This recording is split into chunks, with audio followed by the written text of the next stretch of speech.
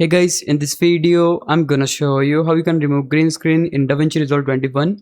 It's pretty easy. All I have to do, simply go to effects and right here you need to look for this one Resolve effects, and in the search bar we're gonna type 3D here and you should be able to find it. Simply drag and drop it onto your video from where you'd like to remove green screen, and once you do that, we have to simply click on this option and select this one, open fx overlay, select your clip, and right here we just need to draw a line like this and just simply draw until you remove the white part. You can see right here, and once that's gone you can see the green screen is removed, but it is not looking perfect. Like here you can see we are still able to see green part. In order to get rid of this, simply go to inspector, and right here after selecting effects you should be able to see this option. So we have to adjust this slider to remove the green part.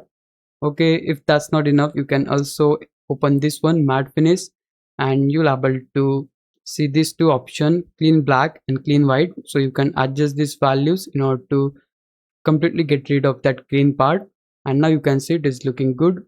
So yeah, that's it. This is exactly how we'll able to remove green screen in DaVinci Resolve 21.